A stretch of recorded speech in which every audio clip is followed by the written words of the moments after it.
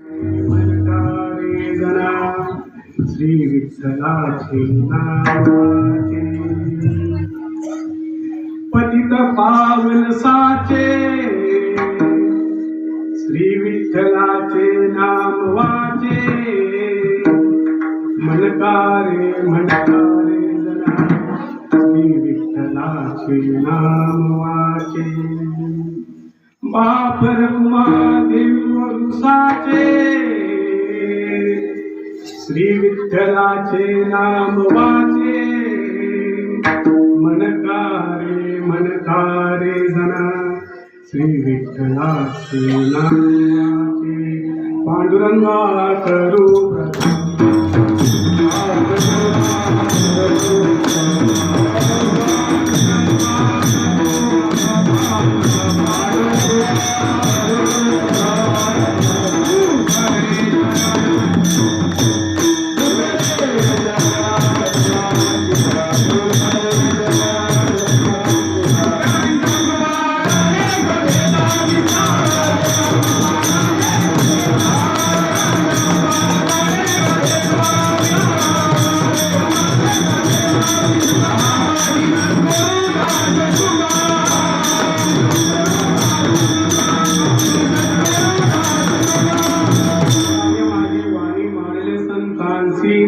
रंजवू चित्ताची आपल्या माझी वाणी जे म्हणून नाम ऐसे देई प्रेम पाहिला मस्तके पायावरी या वारकरी संतांच्या मारुतीचे तटे भीमरथ्याम वरम पुंडलिकाय दातू मुनिवृंदे समागस्सति स्कंदमानंद कंदम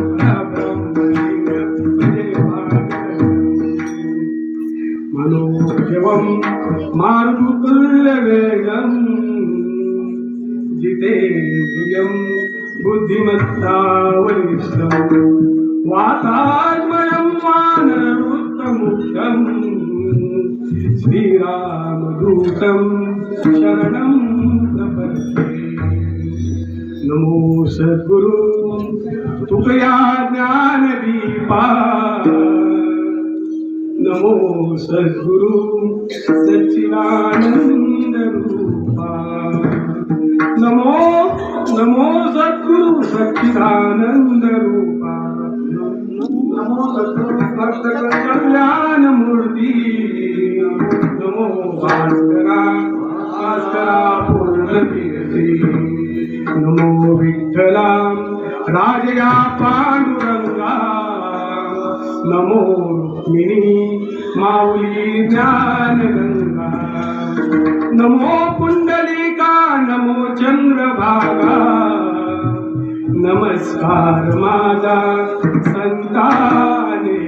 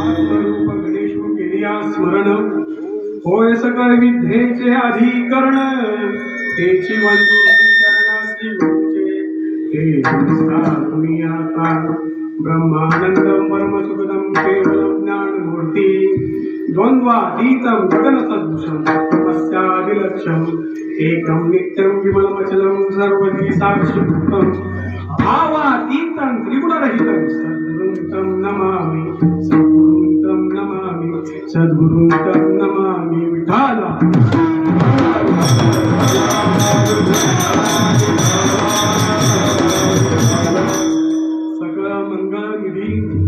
सकळ मंगल निधी श्री विठ्ठलाचे नाम आली मनकारे जना श्री विठ्ठलाचे नाम वाचे. प्रस्तुत प्राप्त स्थळी प्राप्त प्रसंगी या मारुतीरायांच्या दरबारात तुम्हाला थोर संतांच्या आणि कीर्तनात उपस्थित असणाऱ्या विश्वात्मक देवांच्या सेवेकरता निवडलेला अभंग योग्यांची माऊली साधकांचे मायबाप विश्वाची माऊली ज्ञानोबारायांचा अभंग आहे. आणि या अभंगातून ज्ञानोबाराय नामाचं महत्व सांगतायत. ज्ञानोबाराय या अभंगातून नामाचं महत्व अशा पद्धतीने सांगतायत की आपल्याला नाम किती महत्वाचं आहे हे कळून घ्या.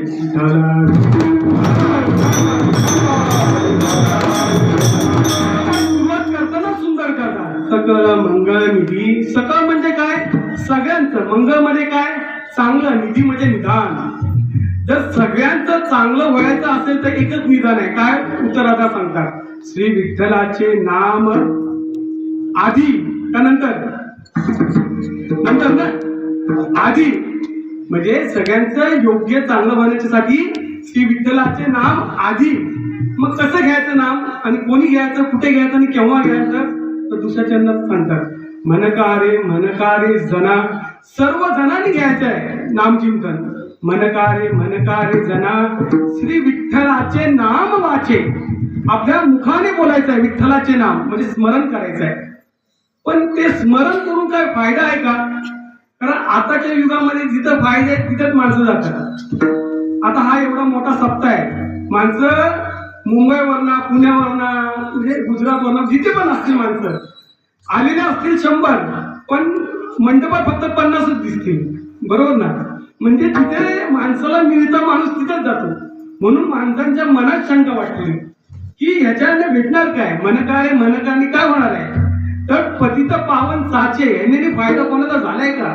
ज्ञानोबाराय तिसऱ्या चरणात सांगतात पतित पावन साचे श्री विठ्ठलाचे नाम वाचे. पतित म्हणजे काय? जे अधोगतीला गेलेले होते किंवा त्यांचा जो उद्धार झाला तो ह्या नामाने झाला. आणि हे नाम कसं आहे तर बाप रखमा देवगुरु साचे. साचे म्हणजे सत्य साच खरे श्री विठ्ठलाचे नाम बरे. म्हणजे जर आपण व्याकरण दृष्ट्यात लक्ष दिलं तर भूतकाळ भविष्यकाळ आणि वर्तमान काळ या तिन्ही काळामध्ये नाम हे श्रेष्ठ आहे. म्हणून बापरत्मा देवगुरु साचे श्री विठ्ठलाचे नाम वाचे. जर तुम्ही वाचेने घेतला तर पण कधी, कसं, केव्हा, कुठे? मनकारे जना श्री विठ्ठलाचे नाम वाचे. हा अभंगता झाला सरळ अर्थ. कीर्तन इथंच संपलंय. मस्त जेवण झालंय. झोपून जा. मी 11 वाजेपर्यंत करेल. जाताना तुम्हाला उठून जाईल. चला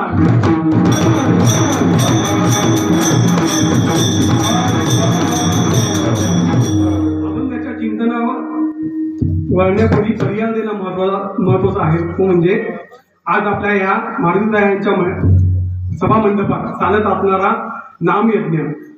खरं तर मला ह्या गावाची कल्पना होती पण एवढा मोठा सप्ताह 106 वर्ष 9 वर्ष म्हणजे माझं वयच नाही आहे. म्हणजे ही जवळजवळ 4थी पिढी असेल. एवढा इथे परमार्थ झाला असेल. आणि माझ्यासारखाने तुमच्या समोर कीर्तन करणं म्हणजे ही व्यर्थच आहे.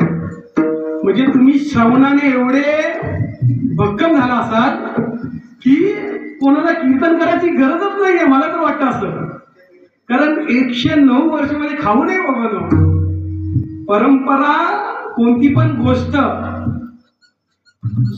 चालू करणं सोपं आहे पण ती निरंतर टिकवणं भरपूर मुश्किल आहे बाबांनो. त्याच्यामध्ये जे पदावर असतील माणसं त्यांनाच माहिती असतं की किती कठीण असतं.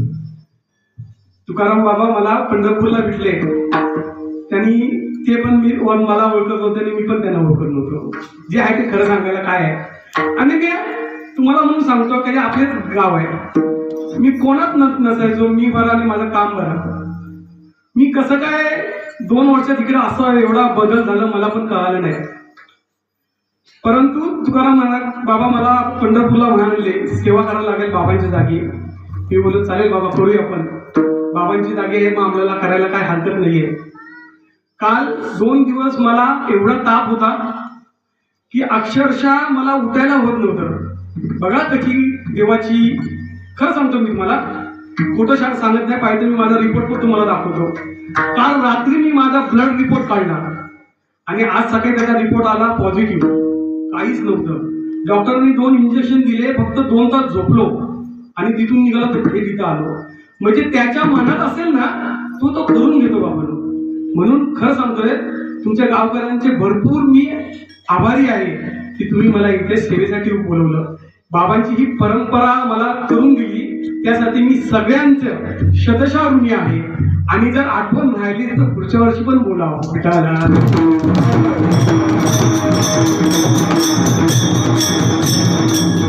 आपण तिकडे पाहिला असताना तुम्हाला असं कळून येईल, ज्यांनी ज्ञानेश्वरी वाचली, त्यांनी हरिपाठ म्हटलेला आहे, त्यांनी गाथा वाचलेला असतील किंवा काही अभंग डोळ्या खालून गेले असतील तर त्यांना कळून येईल की ह्या अभंगाचा शेवट हा बाप रखमादेवीवर विठ्ठल आहे. मग बाप रखमादेवीवर विठ्ठल हा अभंग कोणाचा असेल? मी तर बोलून गेलो की हा सेवेसाठी घेतलेला अभंग ज्ञानेश्वर माऊलींचा आहे. परंतु ज्ञानेश्वर महाराजांचा अभंग असेल तर ज्ञानदेव म्हणे पाहिजे होता ना. बाप रखमादेवीवर विठ्ठल का असा? प्रत्येक संतांचे जर तुम्ही अभंग बघितला असतात, शिटी मारून प्रत्येक संतांचा जर तुम्ही अभंग पाहिला असतात, तुकाराम महाराजांचा असेल तर तुका म्हणे, नामदेव महाराजांचा असेल तर नामा म्हणे, नाथ महाराजांचा असेल तर जनार्दनी एकनाथ असं म्हणजे त्यांच्या गुरूंचं नाव लावतात. बहिणाबाईंचा असेल तर बहिणाबाई. ज्ञानेश्वर महाराजांचा हरिपाठ बघितला असेल तर ज्ञानदेव म्हणे, कोणता पण अभंग. मग इथं बाप रखमादेवी विठ्ठल असं का? अशी शंका आपल्याला यायला पाहिजे. कधी कुणी विचारलं तर आपल्याला तरी माहिती पाहिजे. तर त्याची पार्श्वभूमी अशी आहे की ज्ञानेश्वर महाराजांचं वय होतं 16 वर्ष आणि 16 वर्षी ज्ञानेश्वर महाराजांनी ज्ञानेश्वरी, अमृतानुभव, हरिपाठ आणि इतर अभंगाची रचना संपूर्ण झाली करून. ज्ञानेश्वर महाराजांना कळालं की आपली आता समाजामध्ये राहण्याची योग्यता नाहीये, आपलं कार्य पूर्ण झालेलं आहे, आता आपण इथून निघायला पाहिजे, समाधीस्थ व्हायला पाहिजे. हे जेव्हा बाकी भावंडांना कळालं, मुक्ताबाई, निवृत्ती दादा, सोपान काका ह्यांना कळालं, पण त्यांना राहावं ना. कारण कोणाला स्वतःचा भाऊ सोडून जाणं कोणाला राहावेल का? आता बघा ना, ज्ञानेश्वर महाराजांना जाऊन जवळजवळ 750 वर्ष झाली, तरी पण आपण त्यांची ज्ञानेश्वरी हरिपाठ बोलतोय आणि लाखो भाविक वारीला जातोय. ज्ञानोबा तुकाराम, ज्ञानोबा तुकाराम, ज्ञानोबा या नावावरती आपण फक्त जातोय. हे तर आपण पाहिलं पण नाही ज्ञानेश्वर महाराजांना, पण आपली काय आहे त्याच्यावरती श्रद्धा आहे. मग जे त्यांच्या जवळचे होते, मग त्यांना किती काकुलता आली असेल, व्याकुलता आली असेल. मग ज्ञानेश्वर महाराज बोलले, चालेल, मी तुमच्यासाठी भावंडांसाठी 2-2 वर्ष थांबतो. मग मुक्ताबाईसाठी 2 वर्ष, सोपान दादासाठी 2 वर्ष, निवृत्ती नाथसाठी 2 वर्ष आणि वयाच्या 22व्या वर्षी त्यांनी समाधी घेतली. पण ज्ञानेश्वर कसं असतं, जो थोर माणूस असतो ना किंवा आपला एक भक्कम माणूस असतो ना, ठाम निश्चय, तो एक ठाम निश्चय असतो. ज्ञानेश्वर महाराजांनी सांगितलं, नक्की मी तुमच्यासाठी थांबेन, पण माझं कार्य पृथ्वी तलावर संपलेलं आहे. ह्यानंतर जे माझ्याकडून अभंगवाणी होईल, काय माझ्याकडून लेखणी होईल, त्या लेखणीचा शेवट हा माझा ज्ञानदेव म्हणे न करता मी बाप रखमा देवीवर करेन. मग बाप रखमा देवीवर का दुसरं का नाही आलं? तर ह्याचे पण 2 कारण आहेत. 2 कारण म्हणजे पहिलं कारण म्हणजे काय, सरांचे आईच्या आणि वडिलांचं नाव काय? विठ्ठल आणि रुक्मिणी. आणि आता आराध्य दैवत काय? विठ्ठल आणि रुक्मिणी. म्हणून ते साम्य साधून त्यांनी बापरात्मा देवी विठ्ठल अशी अभंगाची शेवट केलं. म्हणजे जिथे पण आता तुम्हाला कळालं की बापरात्मा देवीवरून विठ्ठल हा अभंग कोणाचा असेल तर तुम्ही ठामपणे सांगू शकता की हा ज्ञानेश्वर महाराजांचाच आहे. विठ्ठल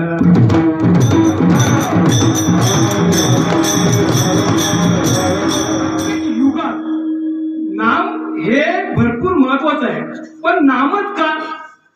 प्रत्येक युगात देवाला आळवण्यासाठी किंवा देवाची प्राप्ती करण्यासाठी वेगवेगळी साधनं सांगितली बाबांना.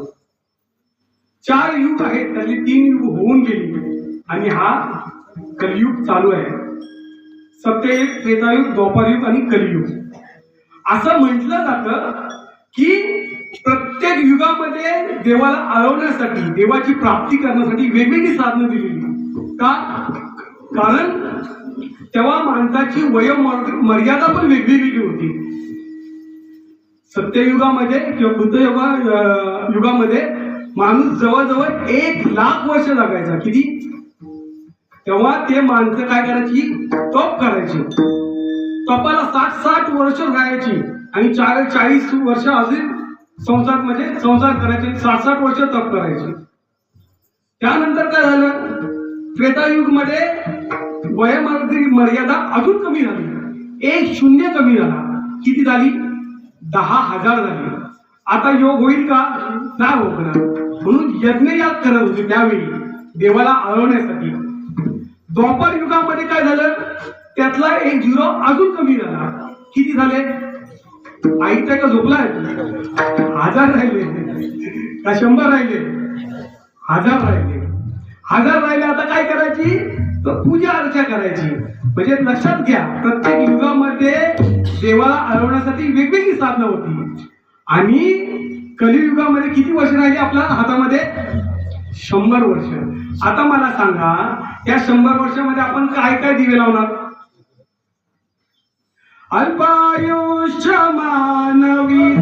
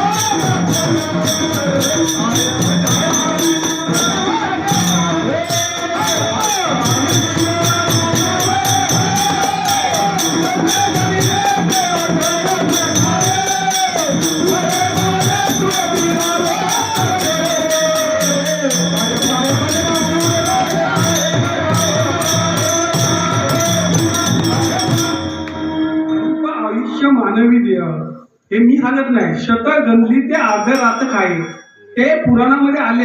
म्हणजे काय 100 वर्ष बाबा सुंदर सांगायचे की 100 जी वर्ष आहेत त्याचे 4 फोडी करा. जशा आंब्याच्या आपण 4 खापा करतो ना, तशा फळाच्या कुठल्याही फ्रूटचे आपण 4 खापा करतो, तशा ह्या 100चे 4 खापा करा. 4 विभागा. आणि 4 विभागाने काय करायचं? ते 1 ते 25 वर्ष काय करायचं? फक्त शिक्षण घ्यायचं.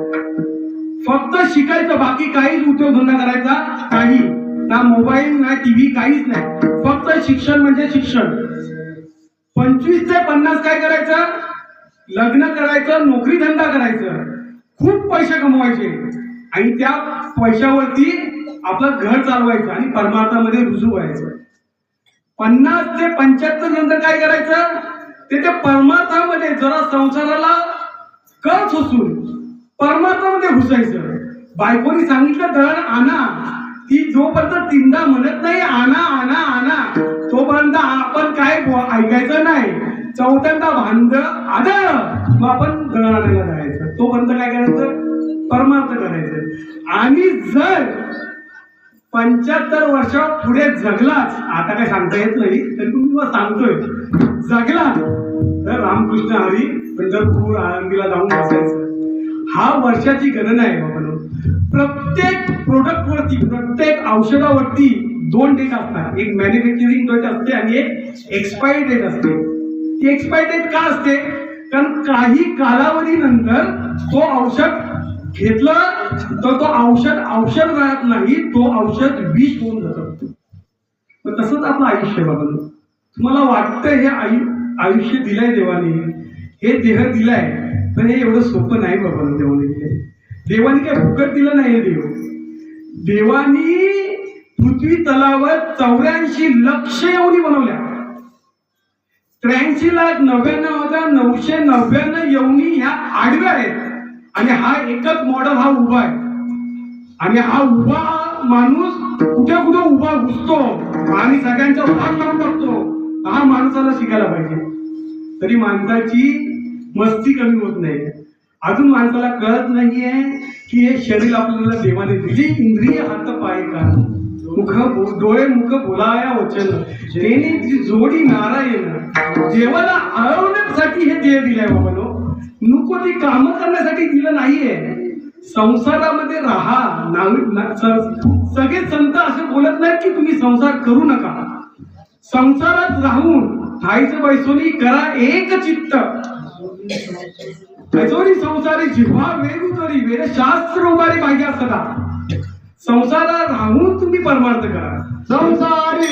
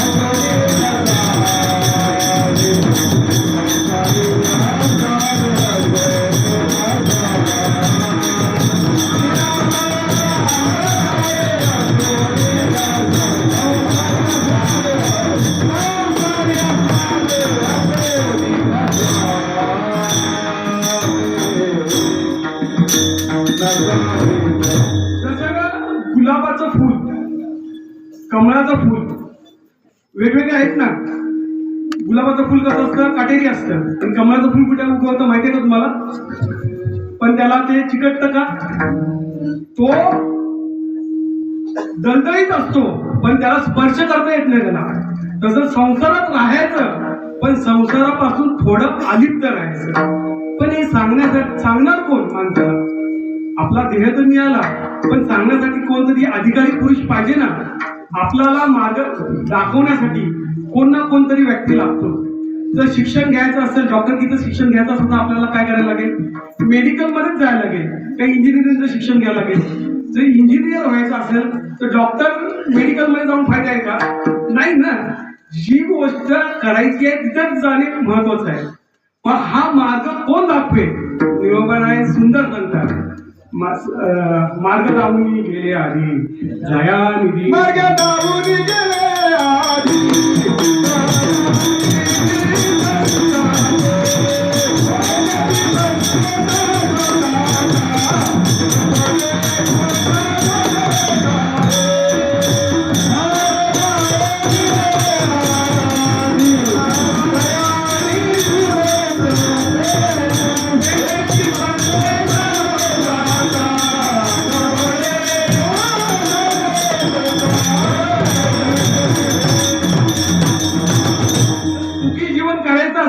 निरोबाराय सांगतात तसंच करा. मार्ग लावून गेले आधी दयानिधी संतते, तेनेची पंते चालू जाता न पडे.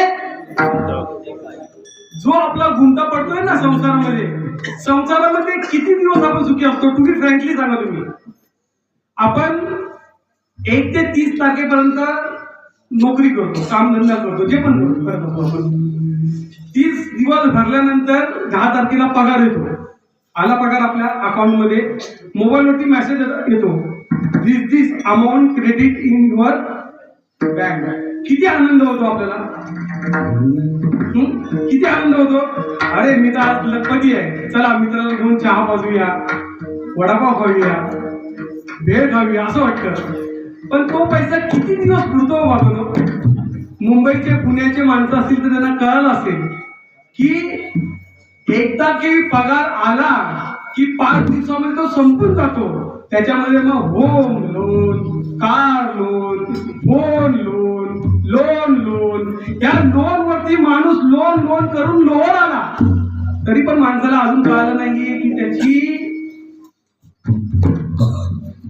खरं कुठे जायचं आणि माणसाला कधी करायचं. म्हणून हे दाखवण्यासाठी संत आपल्याकडे आले. कुठून आले? आम्ही वैकुंठ वाचे चांगलं होण्यासाठी संत कुठून आले? वैकुंठावरून आले, एवढ्या लांबून आले. कशासाठी? आपलं भलं व्हावं. पण आपण ते होऊन देत नाही, हे चुकीचं आहे. पण संतांनी येऊन इथं काय केलं? कोणता मार्ग सांगितला? तर नामचिंतनाचा, की तुम्ही नाम घ्या, नामामध्येच फायदा आहे. आता मी मगाशी तुम्हाला युगाचं पण महत्व सांगितलं. युग पण काय सांगतो? तुम्ही नाम घ्या, कारण नाम नाही घेतलं ह्या युगात तर काहीच नाही. योग याग विद्धी येणे नोहे चित्ते. आता तुम्ही हरिपाठ झाला असेल तेव्हा हा अभंग आला असेल, योग याग विद्धी येणे नोहे चित्ती, आणि काय? मायाची उपाधी. मग कशाला तुम्ही करताय? त्रिवेणी संगम नाना तीर्थ भ्रमी चित्त नाही नामी.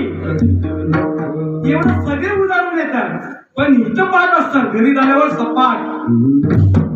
काय होतं माणसाला कळत नाही. इथं चार्जिंग होते पण घरी गेल्यावर डिस्चार्ज होतं सगळीकडे. असं करून ठेवायचं, कारण ही जी वाट आहे ही खात्रीशीर वाट आहे. बाकी वाट्या ह्या क्षीण झाले. क्षीण म्हणजे बाबा सुंदर सांगायचे तेव्हा, बाबा बोलायचे की ह्या वाटा ज्या बाकीच्या वाटा आहेत त्यांना झाले टीव्ही. कारण त्या काळी टीव्ही हा रोग जास्त होता. आता कॅन्सर रोग आहे म्हणून मी आता त्या टीव्हीचा शब्द करून कॅन्सर टाकतोय. बाबाने टीव्ही सांगितलं, मी कॅन्सर सांगतोय. कारण ह्या ज्या वाटा आहेत नामस्मरणाच्या ह्या क्षीण झाल्या आहेत. अवघ्या वाटा झाल्या क्षीण, कधी ना घडे साधा.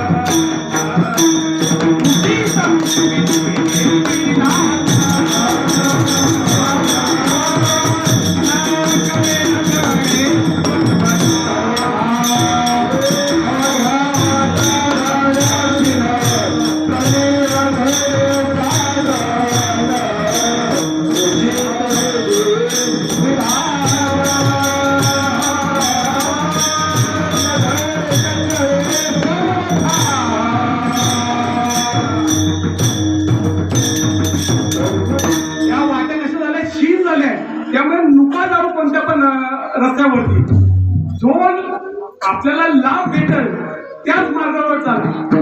अवघे होती लाभ एका या चिंताने, एका या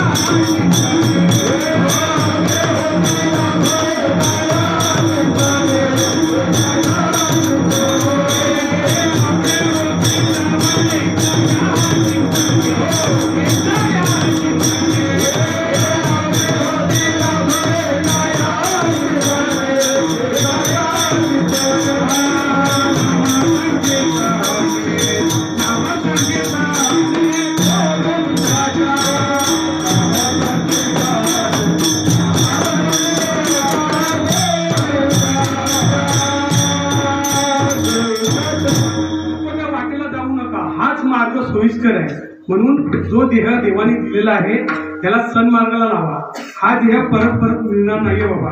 हा खूप कष्ट करून देह मिळालाय. जेव्हा पाप पुण्य समान होतात तेव्हा मनुष्य देह मिळतो. नाहीतर असे किती प्राणी आहेत की आता मला एक सांगा, आपण इथं आता सप्ताह केला 3 दिवसामध्ये किंवा आपण करू. आता हे आजूबाजूला कुत्री मांजरी फिरत असतील, ते नंतर येऊन बोलतील का चला आपण सप्ताह करूया किंवा नामचिंतन करूया, बोलतील का?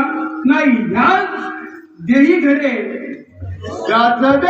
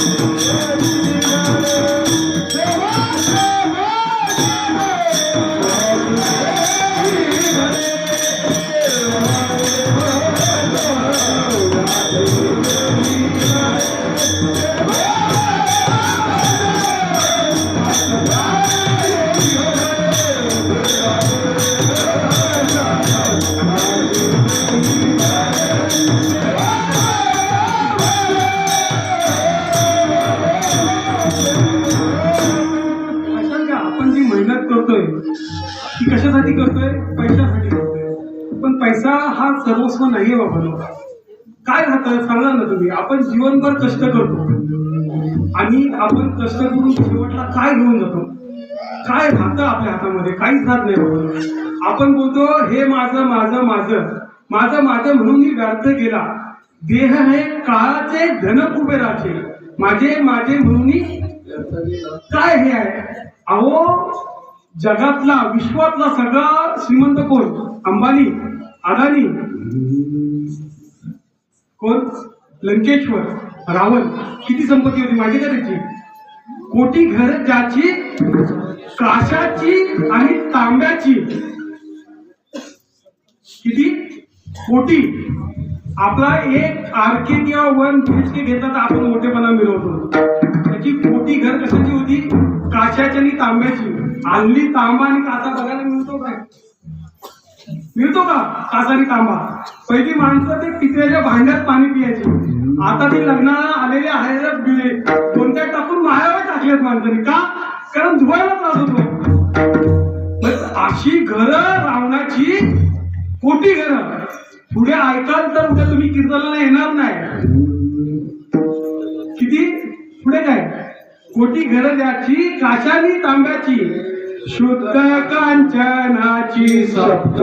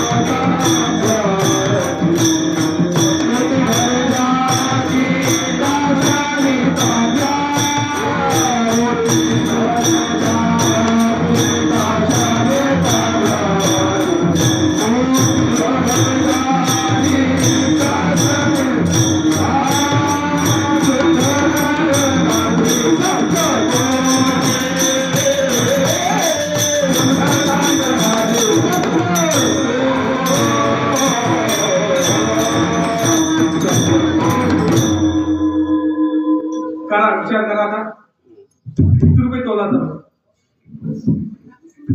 तुम्हाला माहित नसतं पण स्त्रियांना तरी माहित असतं. शुद्ध कांचनाची 7 कोटी. आणि ते काय आपल्यासारखा 1 RK 1 BHK 2 BHK नाही. महलच्या महल होते तेव्हा. म्हणजे तो किती श्रीमंत असेल कॅल्क्युलेशन करून बघा. किती ट्रक खडी लागेल आणि किती ट्रक सिमेंट लागेल. अहो सिमेंट आणि ट्रकचा हिशोब नसेल तिथे. एवढं 7 कोटी बांधायला किती प्रॉपर्टी असेल त्याची. पण त्याला अति शेवटाला काय घेऊन गेला तो? संगती का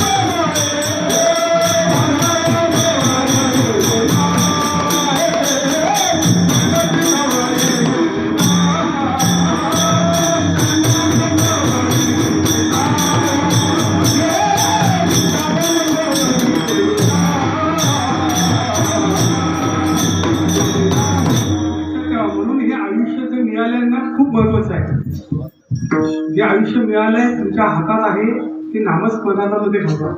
आणि कसं घालवायचं तेच आपण त्याच्या ज्ञानोबाऱ्या पहिल्या चंद्र सांगतात. सकल मंगल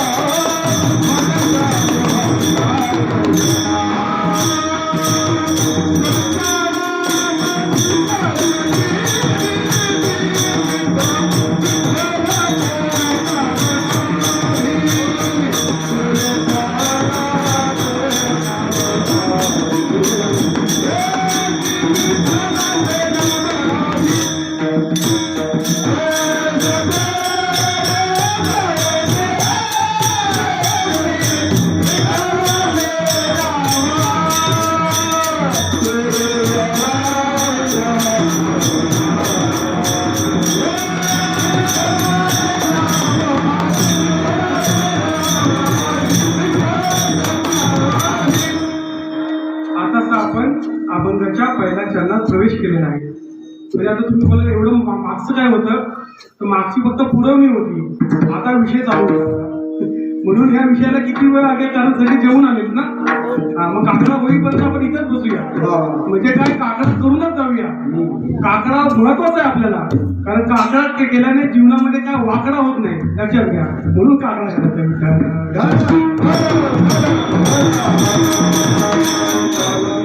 श्री विठ्ठलाचे नाम आधी.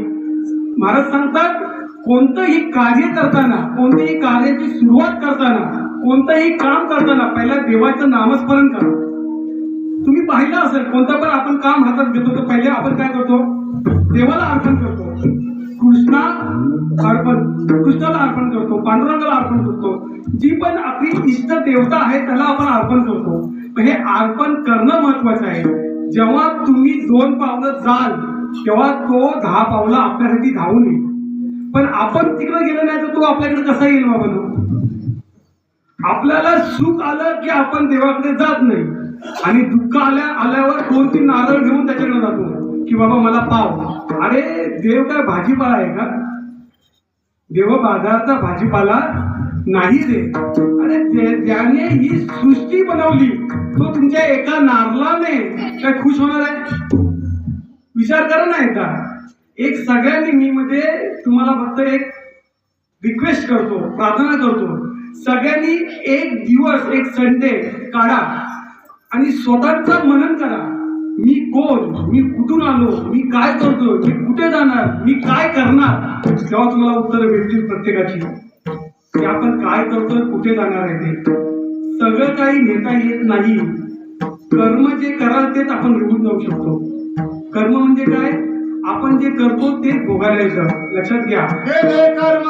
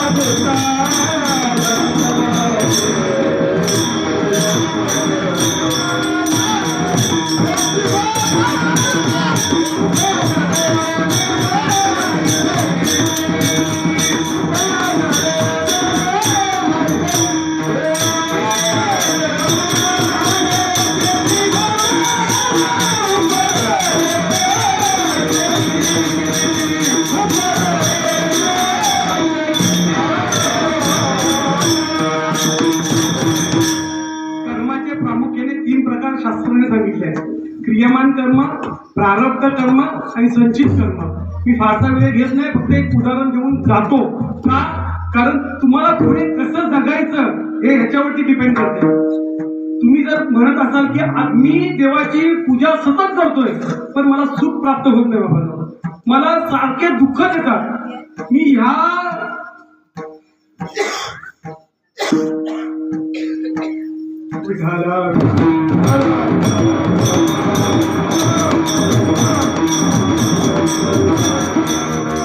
महिन्यात सगळे गुरुवार धरले, काहीच खाल्लं नाही तरी पण मला दुःख काय येतात.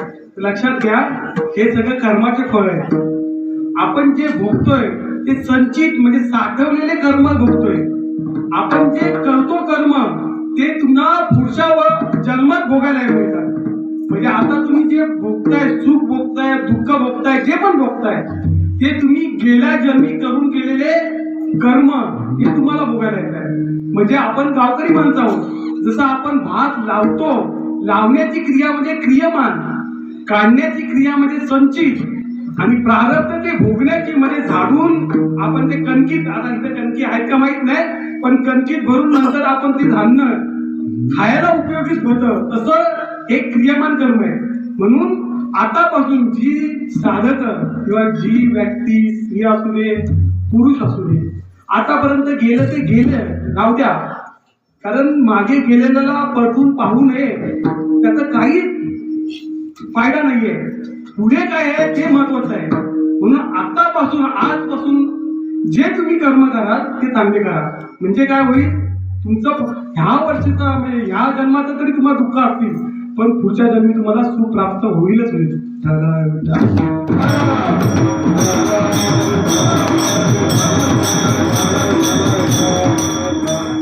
सगळं मंगल निधी श्री विठ्ठलाचे नामाने. विठ्ठलाचंच का? कारण विठ्ठलाची जर विभागणी केली तर विठ्ठल या अक्षराचा अर्थ होतो वि म्हणजे विधाता, ख म्हणजे निळकंठ, ल म्हणजे लक्ष्मीपती. आता हे तुम्ही बोलाल कोणाकोणा पती, कोणाकोणाचे पती मी सांगितले, तर हे आहेत ब्रह्मा, विष्णू आणि महेश. जिथे 3 देव एकत्र आले ते हे विठ्ठल. कलियुगात असे 2 अवतार आहेत की त्याच्यामध्ये हे 3 देव सामावले. दुसरा अवतार कोणता सांगा? दत्तप्रभू. 3 शिरे 6 हात, 3 शिरे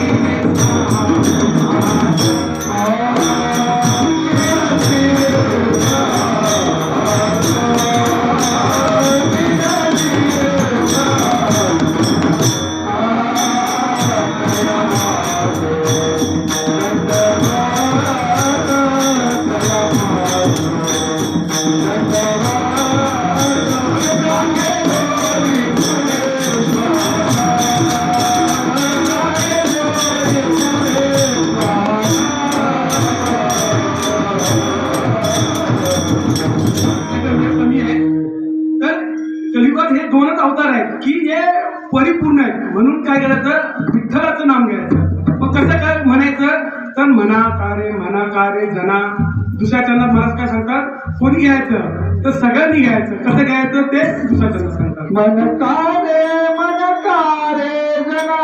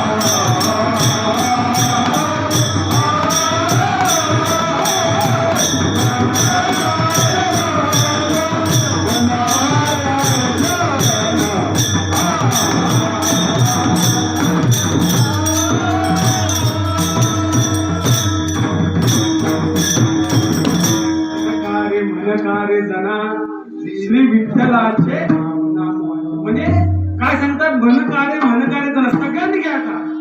आपल्या वारकरी संप्रदायामध्ये एवढा अधिकार आहे की कोणी या सगळ्यांचे येते आहे अधिकार कलियुगी उद्धार म्हणून नामसंकीर्तन साधन पै सोपे जर तिला पापे जन्मांतरीचे कलियुगा माझी करावे कीर्तन कीर्तन सांग होय अंग हरिरूप. हे जे मी बोलतोय ना, हे कीर्तन नाही बाबांनो, हे व्याख्यान झालं फक्त. कीर्तन कुठे होतं? जेव्हा नामचिंतन होतं, हरिपाठामध्ये नामचिंतन होतं, काकड्यामध्ये नामचिंतन होतं, भजनामध्ये नामचिंतन होतं, जेव्हा मध्ये मध्ये विठ्ठल विठ्ठल येतं तेव्हा नामचिंतन होतं. ह्याला खरं भजन म्हणतात. हे जे मी तुम्हाला संदर्भात स्पष्टीकरण सांगतो हे फक्त व्याख्यान झालं, ह्याला महत्व नाहीये. महत्व कशाला आहे की नामचिंतन किती होते आपल्याकडून. म्हणून कीर्तनामध्ये मध्ये मध्ये विठ्ठल विठ्ठल येतं तेव्हा सगळ्यांनी टाळीवाजून भजन करायचं असतं, कारण देव स्वतः तिथे नाचत असतो. नामदेव कीर्तन